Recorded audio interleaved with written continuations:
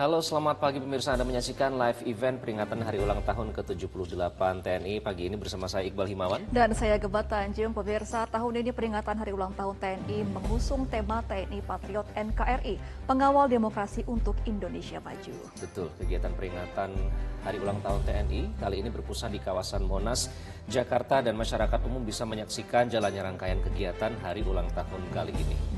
Nanti juga akan ada rekan-rekan kita ya, Gema, yang akan melaporkan langsung situasi di lapangan. Nanti kabarnya akan ada parade. Seperti apa kemeriahannya, katanya tahun ini akan lebih mendekatkan diri kepada masyarakat. Mereka bisa melihat atraksi-atraksi secara langsung. Jadi masyarakat umum bisa langsung datang ke Monas jika ingin menyaksikan parade-paradenya. Dan juga TNI juga sudah melaksanakan sejumlah pameran kemarin ya, seperti pameran alutsista di Monas untuk menyambut hari ulang tahun ini. Kita akan melihat bagaimana kemeriahan tahun ini kira-kira. Sempat lihat Gema pameran? Sayangnya tidak, tapi saya akan melihat nanti bagaimana kira-kira rangkaiannya, paradenya ya. Nanti kita lihat bersama kalau begitu. Dan itu sekilas terkait dengan live event hari ulang tahun pada hari ini. Namun tentu saja editorial Media Indonesia hari ini juga akan membahas terkait dengan hari ulang tahun TNI. Nanti kita akan bahas bersama Media Indonesia bersama. Saya akan awali dulu dengan editorial Media Indonesia. Siap, silahkan Iqbal. Ya, dan pemirsa, inilah editorial Media Indonesia. Selamat pagi, Mas Ade. Pagi, Mas Kita Iqbal. akan bahas terkait dengan mayoritas rakyat Indonesia masih mempercayai Tentara Nasional Indonesia bertengger di posisi teratas selama beberapa tahun. Menurut berbagai survei, di satu sisi survei merupakan gambaran dedikasi dan profesionalisme seluruh jajaran prajurit. Di sisi lain, survei memberi gambaran tingginya citra TNI lantaran lembaga sipil kerap terpuruk isu korupsi, konflik, dan lain sebagainya. Nah, itulah yang akan kita bahas dalam editorial Media Indonesia kali ini bersama Anda menyaksikan rangkaian live event hari ulang tahun TNI ke-78. Pagi ini terutama pada hari Kamis 5 Oktober, tema yang akan diangkat adalah Dirgahayu TNI Tanpa Dwi Fungsi. Saya Iqbal Himawan dan bersama saya pagi hari ini anggota Dewan Redaksi Media Group, Mas Ade Alawi. Mas Ade, selamat pagi. Pagi. Apa kabar, Mas? Baik, alhamdulillah sehat. Ini keren ya background kita. Keren. Hari ini. Keren dan gagah. Keren dan gagah, Iya. dan keren dan gagah ini juga nanti akan dipertunjukkan, Betul. Dilihat langsung oleh masyarakat. Tapi citra TNI sendiri keren dan gagah tidak kalau kita melihat hasil survei ternyata naik mengalahkan lembaga-lembaga sipil, Mas Ade. Ya, pertama saya mengucapkan Dirgahayu ke-78 TNI. TNI tetap menjadi patriot NKRI, pengawal demokrasi untuk Indonesia Maju. Tema yang ada embel-embel demokrasi tampaknya terkait dengan tahun politik ya, dengan tahun politik, dan kita tahun depan akan merayakan pesta demokrasi pada pemilu 2024. Dan untuk menjadi pengawal demokrasi tentu saja yang kita harapkan TNI menjaga netralitasnya. Jadi ujian terbesar pada tahun politik dan pemilu ini adalah bagaimana TNI tetap berdiri membela rakyat, tidak terlibat dalam kepentingan salah satu partai politik, misalnya seperti itu. Tapi yang paling penting adalah tupoksi TNI berdasarkan Undang-Undang Nomor 34 tahun 2004 itu adalah bahwa TNI adalah alat utama sistem pertahanan negara. Jadi TNI jangan berpikir cawe-cawe dalam keamanan negara, kita tetap alat utama pertahanan negara dan tanggung jawabnya langsung ada pada presiden. Nah, kita ingin menegaskan bahwa dalam editorial ini TNI tetap berada pada jati dirinya sebagai alat utama sistem pertahanan negara, karena kita melihat bahwa dalam revisi draft revisi Undang-Undang Nomor 34 tahun 2004 tentang TNI itu ada pikiran-pikiran memperluas TNI kepada ranah sipil. Oke, Nah, nanti kita akan bahas lebih lanjut. Ya. Menjadi warning tentu saja karena harus kembali ke sesuai dengan tupoksinya ya, sebagai penjaga pertahanan dan keamanan Republik Indonesia. Namun Mas Adi, kita akan lihat dulu seperti apa kemeriahan perayaan di lapangan. Kita akan simak situasi terkini di lokasi perayaan hari ulang tahun TNI yang akan dilaporkan langsung oleh rekan jurnalis kami Glory Nata dari kawasan Silang Monas, Jakarta. Glory, selamat pagi. Bagaimana persiapan perayaan hari ulang tahun TNI di lokasi Anda melaporkan saat ini? Apa saja rangkaian kegiatan perayaannya nanti? Ya, Iqbal, benar sekali bahwa hari ini adalah hari peringatan HUT TNI yang ke-78, yang mana situasi dan juga kondisinya bisa dilihat saat ini di belakang saya. Seluruh personil TNI dari 3 matra, TNI Angkatan Darat, Angkatan Laut, Angkatan Udara, dan juga dari pihak kepolisian, kemudian tamu-tamu undangan dan awak media seluruhnya sudah berkumpul di kawasan Monas, Jakarta Pusat. Yang mana kita tahu bahwa selama beberapa minggu terakhir, ini sudah dilakukan beberapa persiapan untuk mematangkan HUT menyambut acara parade TNI yang ke-78. Bahkan saat gladi bersih saja sudah terasa sangat meriah, mulai dari acara terjun payung, atraksi pesawat, kemudian atraksi alutsista dan juga tari-tarian.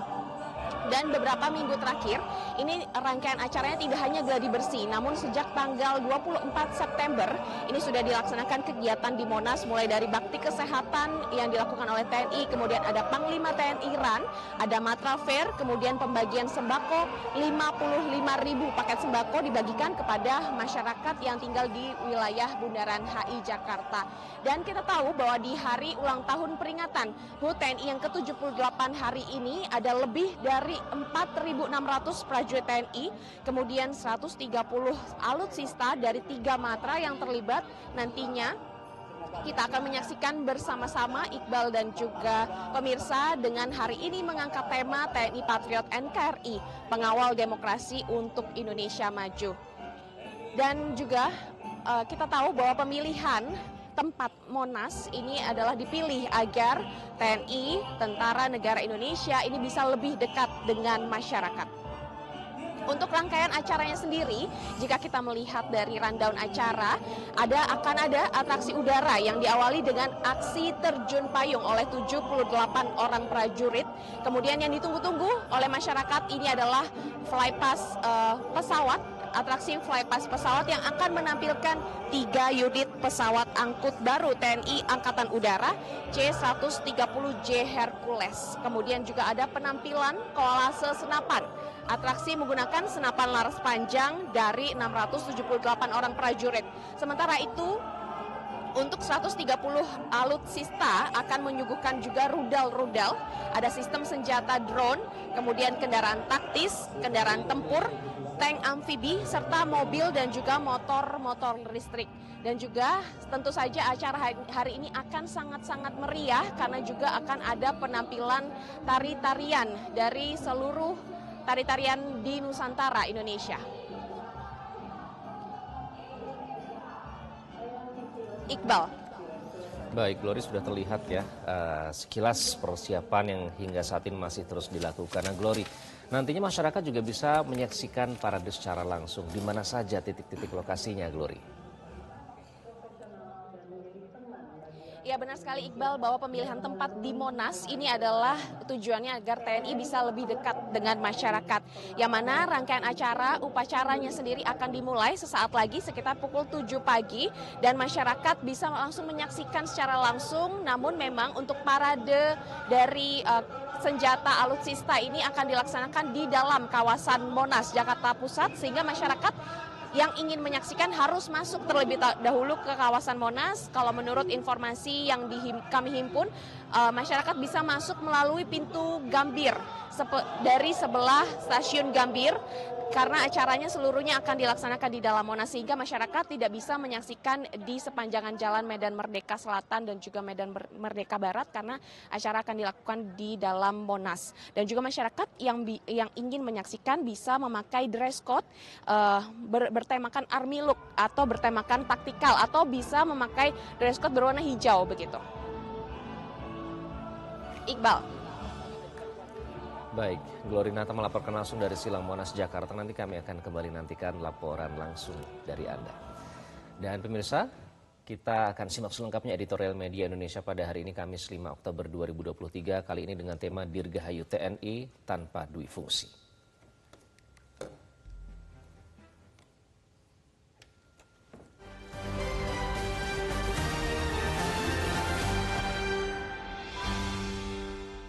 Dirgahayu TNI tanpa dui fungsi.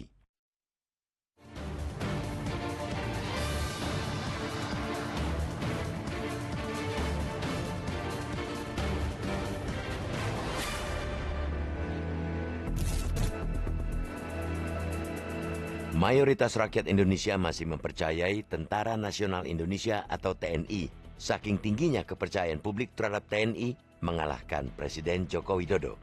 Tingkat kepercayaan publik terhadap TNI memang langganan bertengger di posisi teratas selama beberapa tahun berdasarkan beragam survei.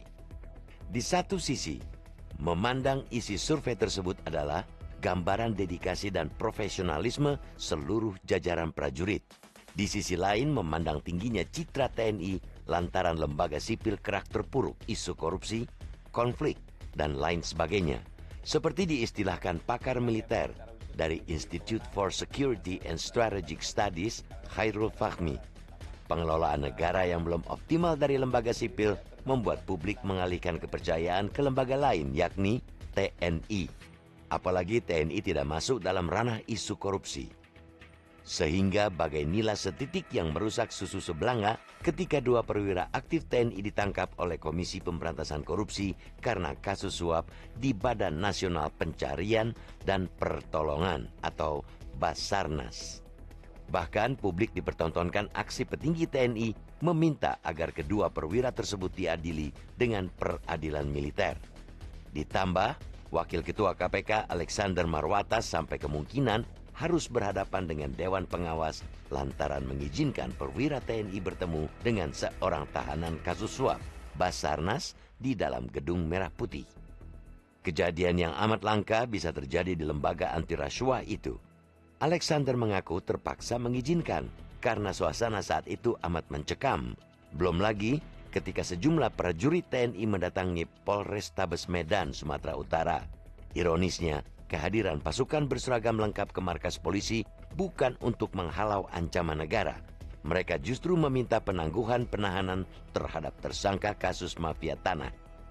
Padahal, konstitusi secara tegas menyatakan TNI sebagai alat negara bertugas mempertahankan, melindungi, dan memelihara keutuhan dan kedaulatan negara, bukan menjadi pelindung orang bermasalah.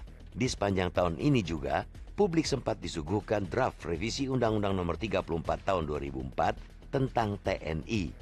Meski masih bersifat draft awal, usul tersebut bersambut reaksi dari pegiat demokrasi yang mengkhawatirkan ada upaya hendak memperluas kembali kewenangan TNI ke ranah sipil. Seperti hendak kembali seperti era duifungsi TNI.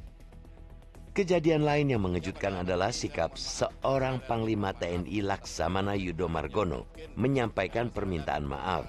Permintaan maaf tersebut sekaligus mengklarifikasi perintah sebelumnya kepada prajurit untuk memiting pendemo di Pulau Rempang. Sebuah sikap kesatria yang sudah langka diperlihatkan para penyelenggara negara. Yudo adalah Panglima TNI ketiga yang berlatar belakang Matra Angkatan Laut semenjak era reformasi. Dia memimpin TNI semenjak 19 Desember 2023 dan harus pensiun pada 1 Desember ini.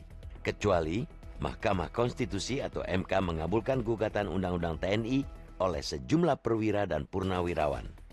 Mereka menggugat ketidaksetaraan ketentuan usia pensiun.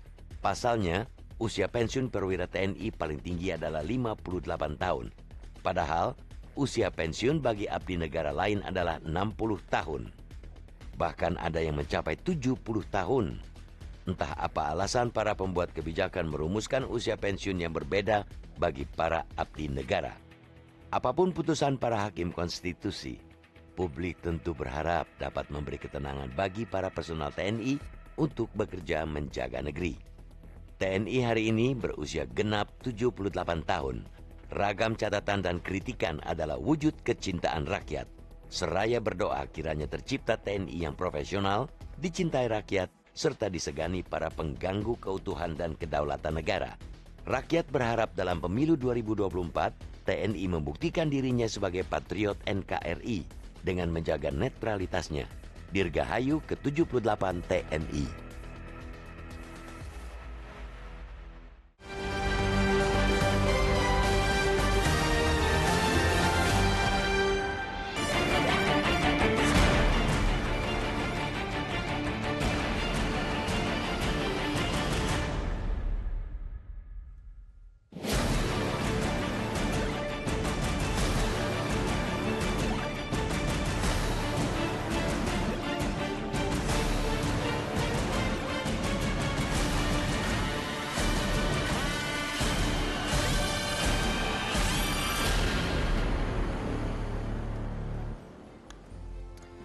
kembali di live event hari ulang tahun TNI ke-78 di Metro TV dan editorial Media Indonesia kali ini membahas tema Dirgahayu TNI tanpa dwi fungsi. Kita akan bahas sedikit, Mas Ade, kenapa soal tanpa dwi fungsi ini menjadi concern tersendiri? Karena kan dulu sudah ada reformasi militer, artinya TNI tidak boleh memasuki jabatan sipil. Apakah ini artinya kalau misalnya ini dihembuskan lagi akan mengalami kemunduran soal reformasi militer ini? Ya, pertama kita harus ingat bahwa ketika dwi fungsi dihapuskan, ini ada bagian dari amanat reformasi ya, gerakan mahasiswa tahun 98. Ini salah satunya selain pemberantasan KKN ya, juga ada penghapusan dwi fungsi ABRI ya. Karena ketika zaman Orde Baru misalnya, ini kan luar biasa ABRI ini, yang namanya ABRI itu kan mengerikan juga, masuk ke ranah sipil ya, secara bebas gitu. Dan itu ada amanat demokrasi, kemudian kita hapuskan, dan seiring berjalan waktu kemudian ada pikiran-pikiran untuk mengembalikan perluasan tugas TNI kepada ranah sipil. Karena kalau kita lihat dari pekerjaan TNI sendiri ini kan masih banyak sekali gitu kan. Tantangan TNI hari ini itu kan tantangan yang luar biasa. Misalnya geopolitik, kemudian juga yang lain secara internal juga masalah kesejahteraan prajurit, kemudian standar kekuatan keamanan kita juga masih jauh, kemudian kebutuhan kalori dari prajurit TNI juga ini masih rendah ya, perlu ditingkatkan lagi. Nah, ini saya kira secara internal juga harus ada sebuah evaluasi bagaimana TNI ke dalamnya harus betul-betul berbenah. Kemudian yang lain misalnya tantangan situasi keamanan nasional misalnya Papua ini sampai sekarang juga harus menjadi perhatian dari TNI ya. Meskipun memang di Papua sebenarnya sih masih abu-abu juga ya, apakah memang TNI bisa full di situ atau polisi yang di depan. Nah, sementara kalau kita lihat dari praktiknya kan separatisme di situ. Tapi sisi lain penamaannya ada soal KKB disebutnya. Jadi ada kegambangan dari TNI sendiri untuk menyelesaikan masalah Papua. Tapi memang soal Papua tidak mudah. Karena akan sangat mudah pergerakan TNI di sana akan menjadi akan menginternasional ya dengan isu HAM. Jadi dalam hal ini memang terkait dengan Papua harus hati-hati. Tapi yang paling penting adalah pikiran untuk kembali kepada dwi fungsi ABRI seperti zaman dulu itu harus betul-betul dijauhkan. Karena rakyat merindukan, rakyat sudah senang dengan kondisi TNI sekarang menjadi alat utama sistem pertahanan negara. Tidak lagi masuk pada ranah-ranah keamanan nasional. Banyak tantangan, banyak pekerjaan rumah yang sebenarnya dimulai dari masalah internal sendiri masih banyak yang harus dibenahi. Begitu. Tadi Anda menyebut istilah mengerikan, Mas Ade. Kenapa mengerikan kalau sampai ini terus-menerus dihembuskan? Ya, kalau kita lihat dari zaman Orde Baru dulu kan kita melakukan diskusi. Ini kan tidak segan-segan misalnya Kodam, kemudian Koramil misalnya. Itu kan bisa membubarkan sebuah diskusi ya yang dianggap mengancam keamanan nasional atau dianggap subversif misalnya. Nah, itu banyak sekali. Kemudian yang lain misalnya penculikan aktivis. Ini kan juga itu terjadi. Misalnya tim Mawar, Kopassus itu kan juga fakta terjadi. Ya, kemudian ada seorang misalnya jenderal yang dipecat, itu kan fakta gitu kan. Itu kan karena keinginan untuk menjaga ketertiban nasional, menjaga keamanan nasional, dalihnya seperti itu. Nah, ini kan berbahaya kalau misalnya ada pikiran-pikiran bagaimana TNI kembali ke ranah sipil. Dan itu bahkan residu dan juga trauma dari masa-masa itu bahkan beberapa masih merasakan sampai sekarang, begitu ya. Nah, kemudian ini kan sebenarnya baru di tahapan draft ya. Tapi ternyata sudah istilahnya sudah bocor dan beberapa pihak sudah mengetahui. Kemudian apabila nanti ini artinya draft itu kan sudah disusun ya, Mas Ade ya? Betul. Ini apa yang harus dikhawatirkan terkait dengan adanya draft ini? Ya, memang draft ini saya nggak tahu siapa yang membocorkan ya. Ini kan sebenarnya kan masih di ranah internal ya, internal Babinkum ya. Mungkin ada beberapa pakar yang diundang gitu kan, dari situ barangkali mencuat keluar.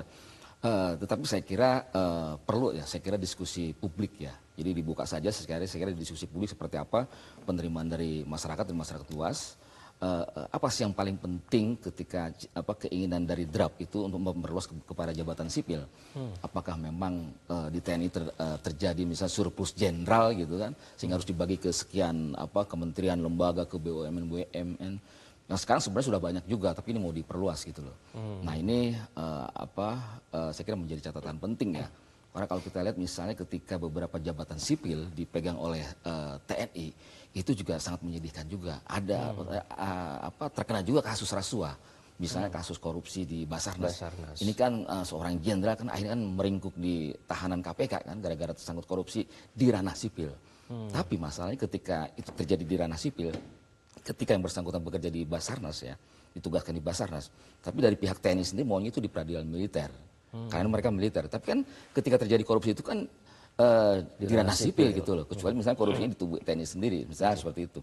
Nah ini saya kira juga harus menjadi koreksi ya, semangat untuk memasuki ranah sipil juga harus betul-betul saya kira harus dipertimbangkan ulang ya, seperti itu. Jadi tingkat kepercayaan publik kepada TNI ini kan TNI notabene masih masih berdiri pada jati dirinya sebagai alat pertahanan dan jauh daripada isu-isu korupsi. Bahwa memang terjadi kasus korupsi di tubuh TNI, misalnya kasus pembelian pesawat helikopter AW misalnya, itu juga sampai sekarang itu masih menjadi catatan publik gitu loh. Kenapa cuma pemberi suapnya saja yang divonis, tapi yang menerima suap, dalam ini ada mantan Kepala Staf TNI AU, itu sama sekali tidak disentuh. Dipanggil oleh pengadilan pun tidak pernah datang. Ini juga saya kira harus menjadi perhatian kita bersama ya, bahwa memang kasus korupsi di tubuh TNI dalam kasus misalnya pembelian pesawat helikopter AW ini juga harus dituntaskan. Jadi tunjukkanlah bahwa meskipun yang bersangkutan sudah pensiun, harus tunjukkan bahwa sebagai patriot NKRI ya harus tunduk pada negara hukum. Kita adalah negara hukum, bukan negara kekuasaan. Oke. Nah tadi menarik soal tingkat kepercayaan ke TNI itu lebih tinggi dibandingkan lembaga-lembaga sipil. Tapi termasuk salah satunya ada beberapa kasus yang cukup membuat concern tersendiri di masyarakat, meresahkan publik ya Mas Ade. Contohnya kasus Basarnas tadi. Kemudian di Medan disebutkan juga di editorial. Mendatangi polisi kok sampai malah meminta untuk dibebaskan. Kok sampai istilahnya interfere, ikut campur ke situ. Ada juga kata-kata yang menarik tadi, TNI ya seharusnya untuk bangsa dan negara dan bukan pelindung orang bermasalah. Soal pelindung orang bermasalah ini Mas Ade, ini cukup menjadi, saya tidak tahu itu menyebutnya stigma, tetapi sudah banyak sekali masyarakat yang menyaksikan langsung begitu. Saya kira bukan stigma ya, tapi bahwa itu ada fakta ya, meskipun memang tidak terlalu besar ya. Tapi kasus yang di Poltabes Medan ketika aparatus setempat dari TNI ya meminta pembebasan seorang yang diduga mafia tanah. Itu kan sipil, tapi kemudian TNI ini melepaskan gitu loh. Dan ini memberikan bantuan hukum. Ini kan mengenaskan gitu loh. Tidak ada urusan TNI berkewajiban untuk mengadvokasi atau memberikan bantuan hukum kepada sipil yang bermasalah. Jadi ini superioritas TNI atau superioritas ABRI-nya mungkin masih kuat. Jadi masih merasa di atas sipil, kemudian masih memiliki keinginan untuk masuk pada wilayah-wilayah sipil. Yang kasus misalnya kasus korupsi KPK di Basarnas itu kan terjadi juga menurut saya sih penggerudukan juga itu dari Babinkum TNI ya. Jadi fakta lah itu. Sehingga kemudian sampai pimpinan TNI minta maaf bahwa anak buahnya salah. Ini kan karena tekanan di dalam. Sampai kemudian dari TNI perwira TNI sendiri bertemu dengan salah seorang tersangka di KPK. Nah ini kan terjadi memang di situ intervensi superioritas. Iya, Mas Ade, Anda menyatakan soal superioritas TNI yang berada di bawah, di atas masyarakat sipil yang seharusnya merasa terlindungi tapi malah terintimidasi ya istilahnya. Tadi pernyataan dari Alexander Marwata yang menyatakan bahwa saat itu situasi mencekam. Nah itu kan artinya ada penggunaan kewenangan yang tidak seharusnya ya sampai menciptakan situasi yang mencekam seperti itu. Bagaimana Anda melihat itu? Ya menurut saya itu menjadi pelajaran pahit ya, harus pihak TNI harus melakukan koreksi ya, harus melakukan koreksi bahwa langkah-langkah seperti itu tidak patut dilakukan ya.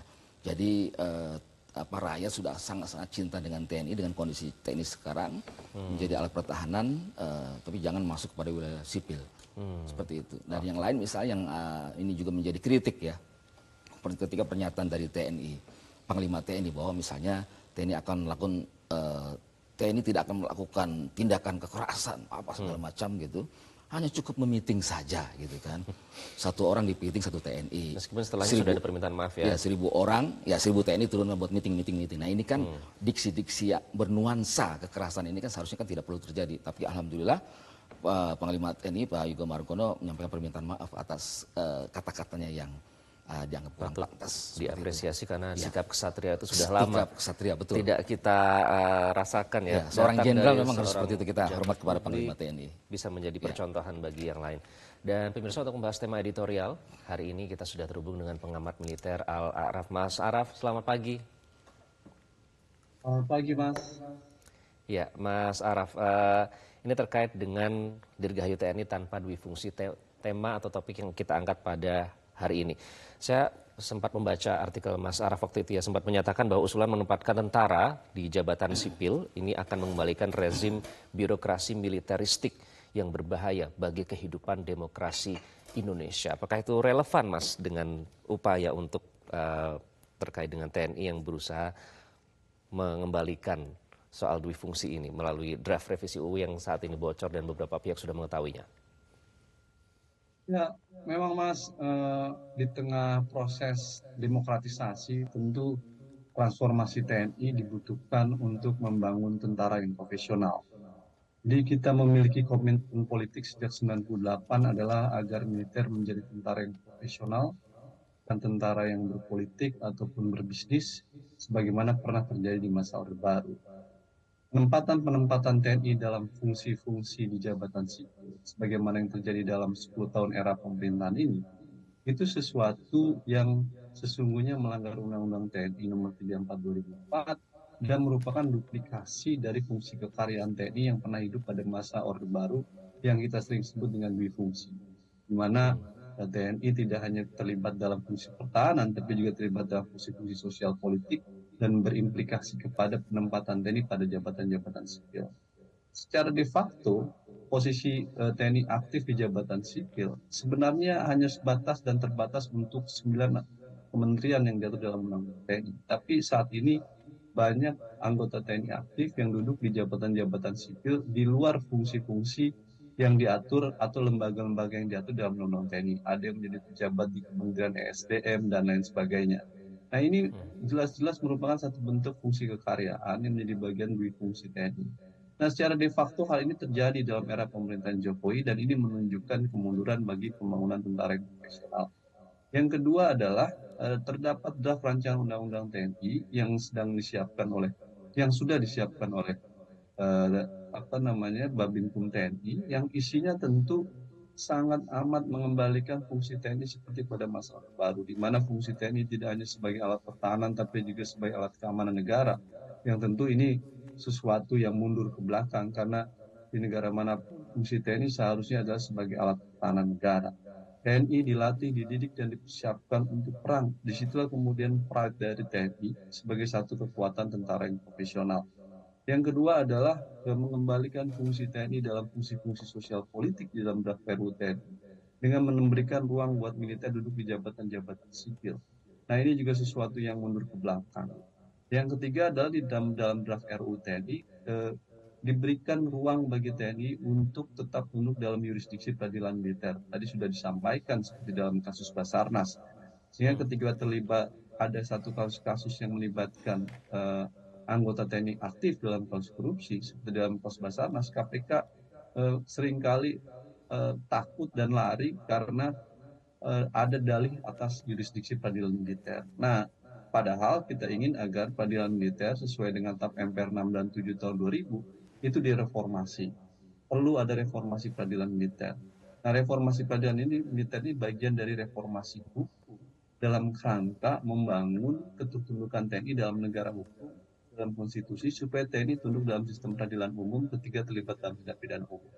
Draft RUU TNI masih banyak lagi mengandung beberapa persoalan yang akan memundurkan militer ke arah rezim pemerintahan Orde Baru dulu. Oleh karena itulah masyarakat sipil menolak draft RUU TNI ini. Kita ingin, Mas, di hari HUT TNI ini membangun tentara yang profesional. Seharusnya Kementerian Pertahanan fokus dan TNI fokus untuk membangun bagaimana meningkatkan kesejahteraan prajurit TNI. Ini poin penting. Menyiapkan rumah-rumah dinas prajurit TNI, menyiapkan kesejahteraan prajurit TNI, ini hal yang utama. Yang kedua adalah bagaimana memastikan kekuatan alutsista kita kuat. Sehingga kemudian pengadaan alutsista harus dilakukan secara transparan dan akuntabel. Jangan seperti sekarang, Menteri Pertahanan membeli beberapa pesawat bekas dari luar yang pada masa Duwono dulu ditolak gitu, karena menimbulkan persoalan. Tapi hari ini banyak pesawat bekas dibeli oleh Pak Menteri Pertahanan dan menurut saya itu sesuatu yang buruk bagi pembangunan kekuatan pertahanan. Dalam pengadaan alutsista, pembelian alutsista bekas itu cenderung terjadi potensi penyimpangan atau dalam kondisi yang underspec dalam batas-batas tertentu. Kita punya pengalaman beli kapal, beli pesawat yang bekas akhirnya mangkrak dan kemudian tidak bisa digunakan. Nah, oleh karena itu ini catatan saya buat Pak Menteri Pertahanan Pak Prabowo ya, dalam pembelian alutsista bekas ini sesuatu yang buruk dalam pengadaan alutsista yang modern. Baik, soal kesejahteraan dan alutsista nanti kita juga akan bahas, Mas Al Araf. Kita harus jeda terlebih dahulu. Nanti mohon tetap bersama kami karena kita akan lihat dulu ya kondisi terkini di kawasan Silang Monas, Jakarta. Ini lokasi berlangsungnya rangkaian kegiatan peringatan Hari Ulang Tahun ke-78 TNI. Seperti apa situasi di sana? Sudah bergabung bersama kami rekan jurnalis Syekha Al-Hadar. Syekha, selamat pagi. Upacara sudah dimulai. Bagaimana situasi terkini di tempat Anda berada? Apakah masyarakat umum sudah terlihat berada di lokasi? Antusiasmenya seperti apa, Syekha?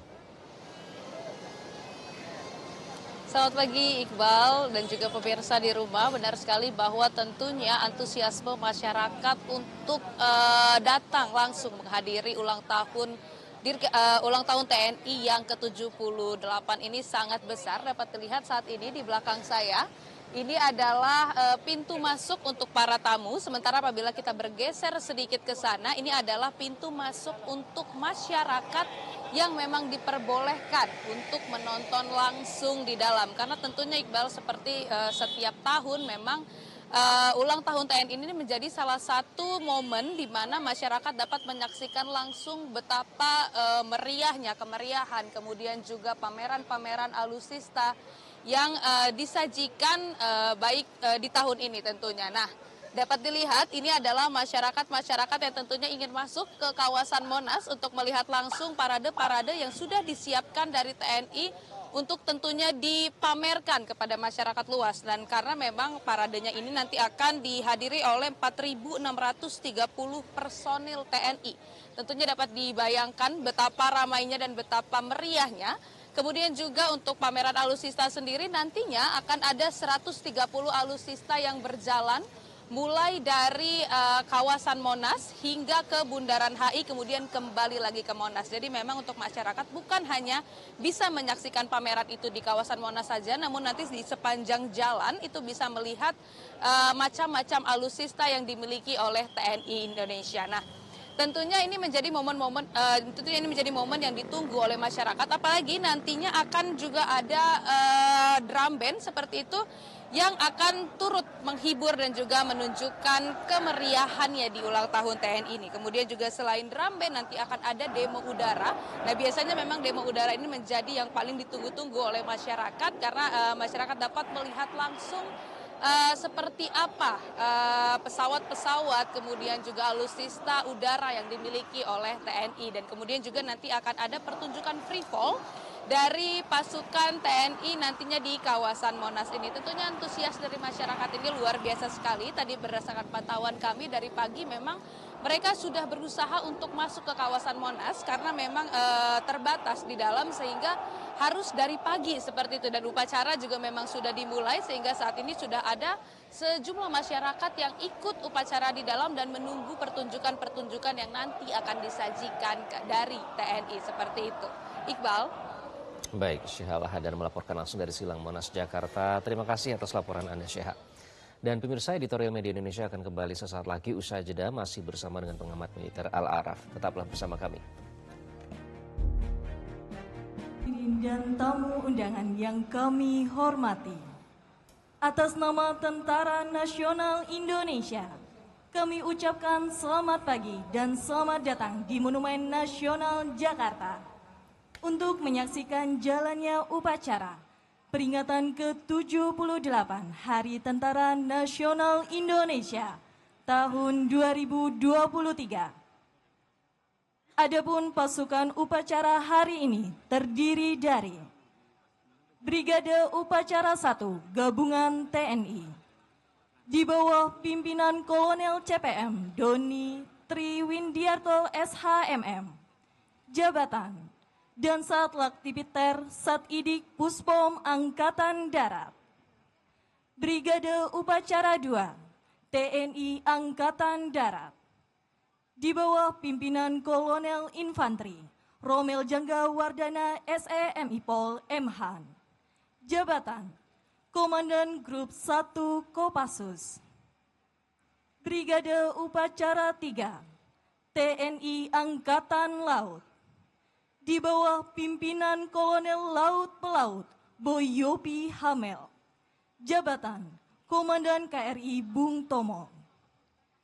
Brigade Upacara 4 TNI Angkatan Udara di bawah pimpinan Kolonel Pasukan Abdul Fajar M.Han, jabatan Sali Bidang Material Udara dan Kopasgat. Perlu kami sampaikan pada seluruh hadirin dan tamu Ya, itulah situasi terkini di Silang Monas, Jakarta, pemirsa, di mana nanti rencananya rangkaian pokok acara Hari Ulang Tahun TNI ini akan berlangsung pada pukul 8 waktu Indonesia Barat hingga pukul 8.36 waktu Indonesia Barat. Dan selaku Inspektur Upacara, Jokowi juga akan memberikan, Presiden Joko Widodo akan memberikan amanat dan tanda kehormatan pada puncak Hari Ulang Tahun ke-78 TNI kali ini. Dan nanti akan ada sebanyak 78 anggota TNI yang melakukan terjun payung di Monas, kemudian akan menyerahkan buket bunga kepada Ibu Negara Iriana Joko Widodo. Kemudian ini akan dilanjutkan dengan demo udara atau flypast. Ada 8 helikopter dari 3 Matra TNI yang akan mengibarkan bendera merah putih raksasa di langit Monas dan juga Istana Kepresidenan. Dan nanti juga akan ada jet-jet tempur TNI yang akan melintas di langit istana. Sambil menyaksikan persiapan dalam rangkaian pokok acara Hari Ulang Tahun TNI, kita akan kembali bergabung bersama Mas Al-Araf, pengamat militer. Mas Al-Araf masih bersama kami? Ya, masih, Mas. Iya. Mas Araf, kita masih ingat ya pada saat itu, bahkan pada tahun 2014 ada janji dari Presiden Jokowi untuk mereformasi peradilan militer. Tapi banyak pihak yang sampai sekarang istilahnya masih menagih janji tersebut karena dikhawatirkan ini akan memperkuat impunitas anggota. Soal peradilan militer ini bagaimana Anda menyikapinya, Mas Araf? Ya, reformasi peradilan militer adalah kewajiban konstitusional yang harus dijalankan oleh negara. Karena di dalam konstitusi Indonesia ada azas dan prinsip negara hukum, di mana ada azas prinsip persamaan di hadapan hukum atau equal to the law. Siapapun dia di dalam negara ini, baik itu presiden, anggota DPR, menteri, anggota Polri, anggota TNI, masyarakat, kalau terlibat dalam tindak pidana umum, maka wajib diadili dalam peradilan umum, dalam peradilan yang sama. Itu keharusan konstitusional dan kewajiban konstitusional. Nah, oleh karena itu, TAP MPR 67 2000 plus Undang-Undang TNI 34 2004 mengharuskan pemerintah DPR untuk merevisi Undang-Undang Nomor 31 Tahun 97 tentang peradilan militer. Sayangnya sampai sekarang Presiden dan DPR belum juga melakukan langkah revisi Undang-Undang peradilan militer itu. Padahal itu merupakan kewajiban konstitusional. Supaya apa? Agar TNI kalau terlibat dalam tindak pidana umum diadili dalam peradilan umum. Kalau terlibat dalam tindak pidana militer diadili dalam peradilan militer. Itu bunyi yang tertuang dalam Undang-Undang TNI 34 2004. Jadi seharusnya sehari ini Presiden dan DPR fokus untuk melakukan agenda reformasi peradilan militer karena itu kewajiban konstitusional. Nah, di luar itu ketertundukan di dalam hukum merupakan sesuatu yang penting. Tapi pada sisi lain, dalam negara demokrasi, transformasi militer kita harus diarahkan dalam pembangunan tentara yang profesional. Nah, kita memiliki pekerjaan rumah dalam pembangunan tentara yang profesional. Ada 4 syarat dalam pembangunan tentara yang profesional. Yakni bagaimana menciptakan 4W. Yakni tentara harus well paid, sejahtera, well trained, harus terlatih, well educated, harus terdidik, dan well equipped. Senjatanya harus kuat. Nah, problemnya 4 ini saya melihat belum ada satu kebijakan yang komprehensif yang dilakukan oleh Menteri Pertahanan di dalam membangun kekuatan pertahanan yang kuat. Beberapa hal, misalkan kita tahu, Mas, anggaran pertahanan kita ini terbatas, kurang lebih 130-an triliun, itu anggaran untuk militer. 130-an triliun itu kurang lebih 60-70% habis untuk anggaran rutin, yakni untuk biaya gaji prajurit dan biaya operasional. Jadi dalam pembangunan alutsista kita memiliki keterbatasan. Jadi kalau kita memiliki keterbatasan anggaran, maka sebagai seorang Menteri Pertahanan harusnya kita fokus untuk membuat program-program dalam kerangka 2 hal tadi. Meningkatkan kesejahteraan prajurit, membangun kekuatan alutsista. Kita fokus di situ. Nah, untuk itu maka program-program yang tidak urgent jangan dibangun, akan menimbulkan beban anggaran. Misalkan pembangunan program komponen cadangan. Berapa banyak pelatihan warga sipil yang urgensinya dipertanyakan tadi, itu menghabiskan anggaran. Padahal program komponen cadangan, kalau anggarannya digunakan untuk membangun rumah dinas prajurit, sudah berapa banyak rumah dinas prajurit tersedia. Nah, pertanyakan kenapa kebijakan Menteri Pertahanan ini terjadi disalokasi anggaran dan pembangunan kekuatan pertahanan dalam skala prioritas. Sementara anggaran pertahanan kita ini belum lagi yang kedua, program misalkan food estate, kegagalan food estate ketahanan pangan di Kalimantan. Ini sesuatu yang menurut saya bukan menjadi domain yang harus dikerjakan oleh Kementerian Pertahanan. yang terjadi justru kerusakan lingkungan hidup di Kalimantan akibat program food estate tersebut. Oke, Jadi banyak sekali agenda-agenda dalam baik. sektor pertahanan yang keluar dari pembangunan tentara yang profesional. Padahal kita ingin tentara yang profesional tadi adalah tentara yang alutsistanya kuat dan sejahtera, plus Baik. tunduk dalam sistem negara hukum dengan reformasi peradilan militer itu. Baik, terima kasih Mas Al-Araf atas perspektif dan sudut pandang Anda serta analisis Anda sudah bergabung dengan Editorial Media Indonesia. Al-Araf, pengamat militer. Mas Ade, Ya. tadi banyak ya ternyata pekerjaan rumah, tapi lagi-lagi soal pembenahan internal. Kalau kesejahteraan saja belum diperhatikan, kok malah ngurusin yang lain begitu. Bagaimana Anda melihat soal itu, Mas Ade? Ya, saya kira pembenahan TNI ini mesti banyak ke dalam ya, ke dalam terutama pembinaan personil di situ. Karena misalnya banyak sekali TNI ini mengalami surplus ya, surplus jenderal, surplus pati, pamen gitu, yang banyak sekali mereka non job. Jadi ini harus harus dipikirkan oleh Panglima TNI bagaimana memberdayakan mereka seperti itu. Nah, kita mengapresiasi apa yang dilakukan oleh TNI misalnya dalam operasi-operasi selain militer, misalnya operasi-operasi bencana dan sebagainya, ini kan banyak sekali nih bencana-bencana, itu TNI berada di garis depan. Nah, kita berharap banyak yang dilakukan oleh TNI dalam rangka bagaimana TNI membangun kecintaan kepada masyarakat. Tapi khusus mengenai yang tadi peradilan militer, saya kira apa yang disampaikan oleh Mas Al-Araf tadi, saya kira merupakan sebuah keharusan ya. Negara kita kan berdasarkan restart ya, negara hukum. Kita bukan negara makstat, negara kekuasaan. Dan prinsip negara hukum itu adalah kesetaraan ya, equal before the law.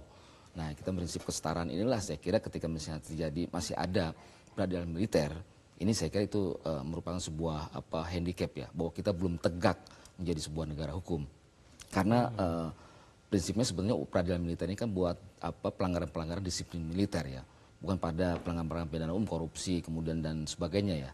Nah, ini saya kira harus segera direformasi, karena kalau enggak masih akan terjadi dispute ya, masih ada tarik penarik ya. Itu yang akan disebut memperkuat impunitas. Impunitas, karena beberapa kasus misalnya itu juga nuansa impunitas juga itu terjadi gitu loh. Nah, inilah saya kira harus kita reformasi, tapi di sisi lain utamanya adalah bagaimana kesejahteraan prajurit harus ada, kemudian juga alutsista juga. Ini kan luar biasa nih, era Pak Jokowi yang kedua ini kan pembelian alutsista kan jor-joran juga. Nah, ini saya kira rakyat mesti tahu dalam prinsip good governance harusnya anggaran alutsista dan apa yang dibeli itu harus juga menjadi perhatian ya. Yang lain misalnya ketika pembelian pesawat Mirage ya dari Qatar. Ini kan juga mengandung polemik ya, karena ketika zaman SBY dulu itu justru ditolak karena itu pesawat bekas. Tapi era sekarang justru dibeli. Nah, hal-hal seperti ini saya kira juga masih harus menjadi persoalan. Andaikan katakanlah daripada pembelian alutsista yang kemudian dananya diduga bocor misalnya, mendingan ya buat kesejahteraan prajurit gitu loh. Iya, pengadaan rumah dinas misalnya. Rumah dinas. Jadi sebenarnya anggaran ini pun juga harus masih bisa. harus tepat sasaran. Harus tepat sasaran. Istilahnya yang di dalam dulu lah, Iya. dibantu dulu kesejahteraannya supaya lebih bersemangat dan produktif gitu dalam membela bangsa dan negara. Dan soal backing juga, seharusnya backing bangsa dan negara. Iya. Mempertahankan keamanan bagi bangsa, bukan backing yang lain, apalagi orang yang bersalah, karena Betul. saya tidak tahu lagi-lagi apakah harus menyebut itu stigma atau fakta atau yang beredar di masyarakat, itu kan backingannya ini, menyebut institusi ini. Nanti kita akan bahas lebih lanjut ya, Mas Ade, karena ini yang kita hadapi sehari-hari. Kami akan lanjutkan Editorial Media Indonesia, namun kami harus jeda terlebih dahulu. Tetaplah bersama kami di Metro TV.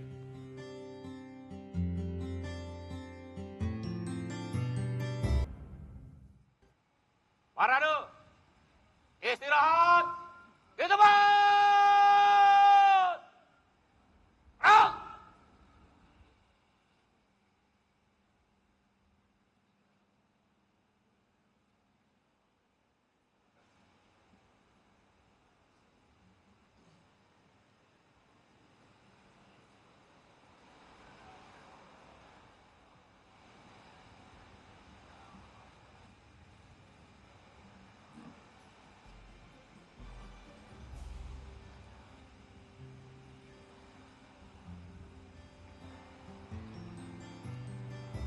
Diadakan untuk kasat mastap.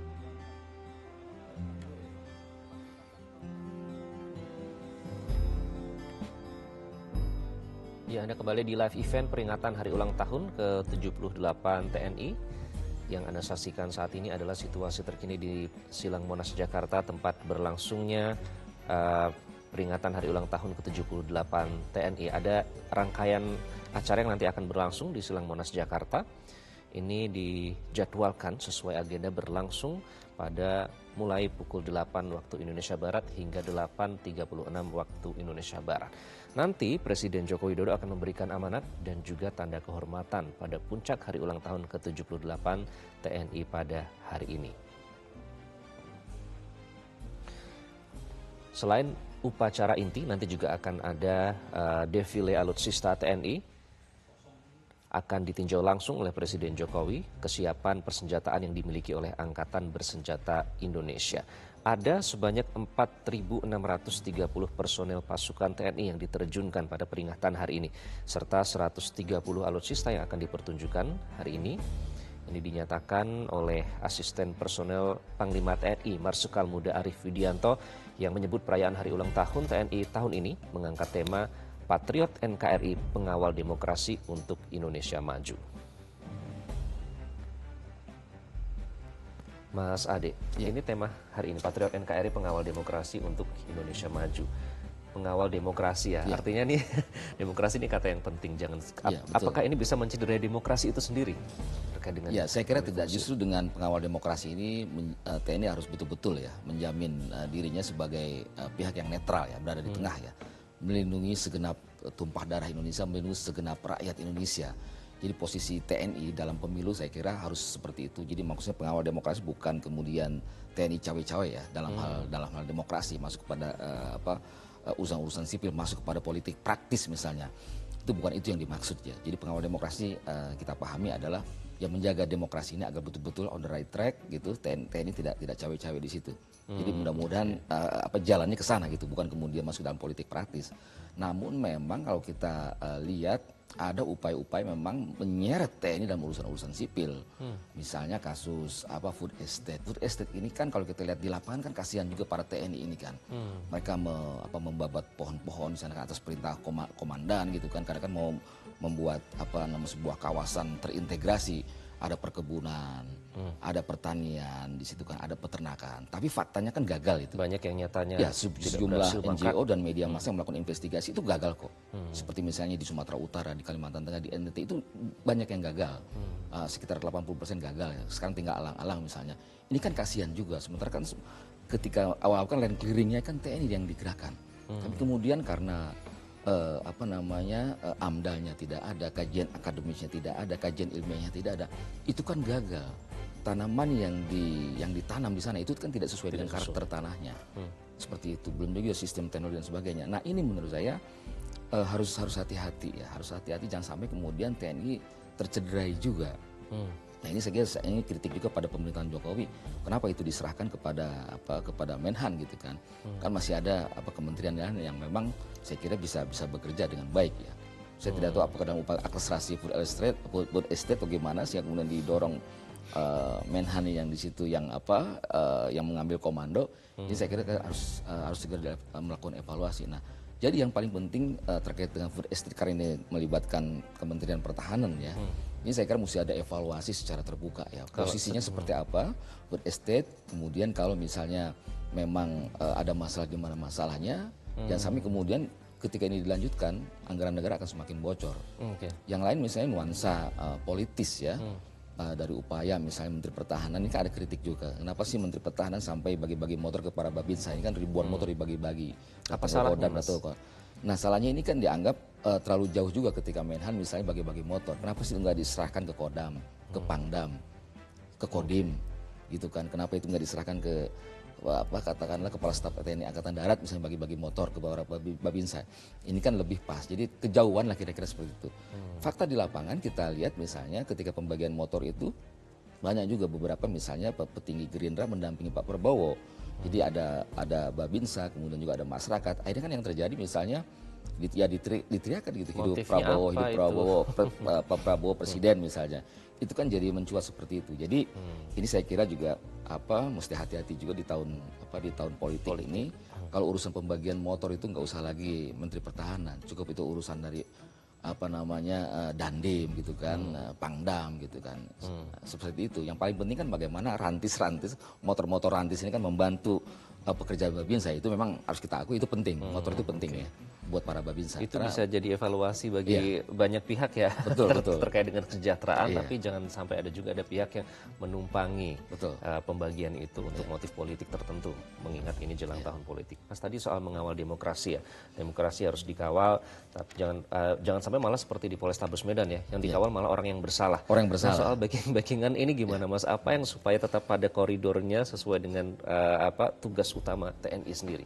Ya, soal saya kira ini persoalan disiplin prajurit ya. Prajurit saya kira kalau misalnya tidak didisiplinkan juga akan muncul ya mungkin semangat untuk bagaimana eksistensi di masyarakat meskipun salah seperti itu. Jadi bagaimana kontrol komandan ya di barak-barak militer itu harus dijaga ya, jangan sampai TNI itu keluar tanpa izin atasan. Gitu kan. TNI menggeruduk tanpa izin atasan, ini saya kira juga merupakan sebuah pelanggaran disiplin ya. TNI diam-diam bukan diam-diam ya, malah kelihatan sampai satu kompi misalnya sampai beberapa orang, puluhan orang menyerbu polsek misalnya, itu kan terjadi juga seperti kasus Ciracas. Ini kan berarti kan keluar, kalau ini sih diduga bernuansa mungkin izin ada gitu kan, izin tapi ya izin ada atau tidak ada ya mereka keluar saja gitu kan, karena mungkin ada konflik dengan oknum polisi gitu, sehingga kemudian terjadi tindakan perusakan polsek kasus Ciracas misalnya. Nah, ini saya kira pemantapan disiplin prajurit harus terus ditegakkan oleh institusi TNI ya, itu sangat penting sekali kan, kalau tidak konflik-konflik dengan orang-orang sipil akan terus terjadi. Nanti kita bahas soal itu, harmonisasi antara aparat penegak hukum ya. Kita simak dulu Mas Ade, ini baru saja Megawati Soekarno Putri, ini Presiden Indonesia yang kelima ya, baru saja tiba di lokasi acara peringatan Hari Ulang Tahun TNI, kemudian juga ada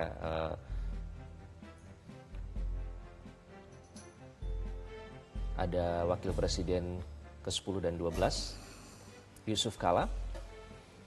Kemudian juga sejumlah tamu negara sudah terlihat hadir di lokasi peringatan Hari Ulang Tahun TNI ke-78.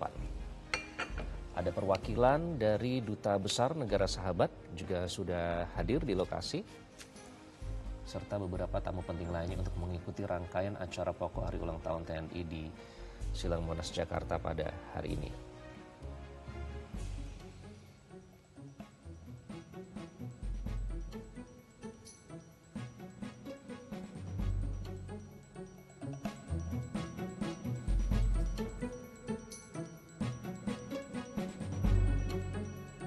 Baik Mas Ade, itu situasi terkini di lokasi. Nah terakhir Mas Ade, apa supaya ini bisa menjadi momentum bagi TNI Hari Ulang Tahun ke-78 TNI, pembenahan apa yang harus dilakukan serta apa yang harus ditunjukkan supaya ini tidak kembali mengalami kemunduran dari reformasi militer? Ya, yang paling penting adalah TNI harus menyadari ya, tingkat kepercayaan masyarakat kepada TNI sangat tinggi. Itu saya kira poin yang utama ya. Ketika merasa bahwa kepercayaan masyarakat sangat tinggi, ini kan harus dijaga marwah TNI ya, muruahnya itu harus dijaga. Jangan sampai TNI keluar dari relnya sebagai alat pertahanan negara, jangan sampai melakukan tindakan-tindakan yang katakanlah masuk kepada wilayah-wilayah sipil, seperti kata tadi menggeruduk polsek gitu kan, poltabes, kemudian konflik dengan aparat menyerbu polsek kayak gitu kan. Nah, ini ya saya kira harus terus dijaga ya. Ditahan dulu Mas Ade, ini Presiden Jokowi baru saja memasuki arena upacara peringatan Hari Ulang Tahun TNI yang ke-78. Dan Presiden Jokowi hadir bersama Ibu Negara Iriana Joko Widodo. Presiden Jokowi akan bertindak selaku inspektur upacara. Nanti akan memberikan amanat dan tanda kehormatan pada puncak Hari Ulang Tahun ke-78.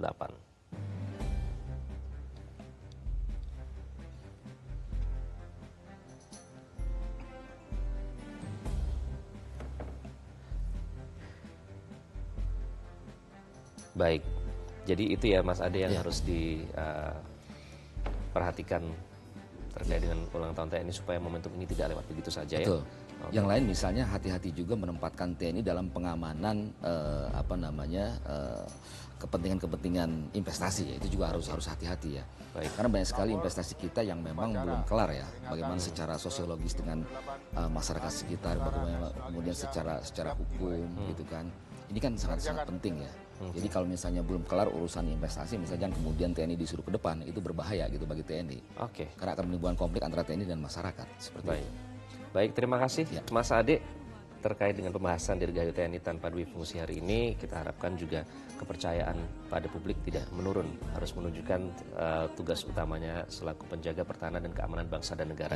Sekali lagi terima kasih makasih Mas Ade atas kehadirannya dalam editorial Media Indonesia kali ini. Dan pemirsa, kami akan kembali ajak Anda untuk melihat langsung peringatan hari ulang tahun ke-78 TNI yang saat ini tengah berlangsung di Silang Monas, Jakarta.